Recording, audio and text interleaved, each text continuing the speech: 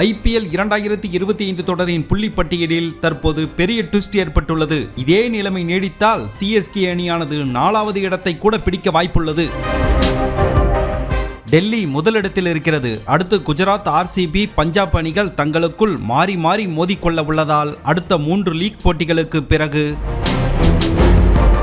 இதில் 2 அணிகள் மட்டுமே 10+ புள்ளிகளுடன் இருக்க அதிக வாய்ப்புள்ளது. இப்படி அடுத்த 2 போட்டிகளில் தங்களுக்குள் மாறி மாறி மோதிக்கொள்ள உள்ளதால் புள்ளிப்பட்டியல் தலைகீழாக மாற வாய்ப்புள்ளது.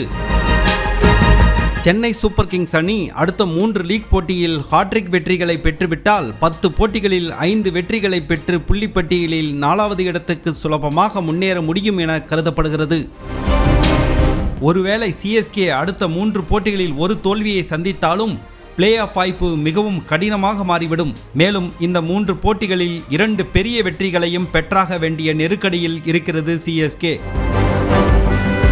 தனது அடுத்த போட்டியில் மும்பை இந்தியன்ஸ் அணியை எதிர்கொள்ளும் சென்னை அணி அதிக ரன் ரேட் வித்தியாசத்தில் வெற்றி பெற்றால் ஒரே ஒரு போட்டியிலேயே 10வது இடத்தில் இருக்கும் CSK 6வது இடத்திற்கு முன்னேறும் வாய்ப்பு உள்ளது என்பது குறிப்பிடத்தக்கது.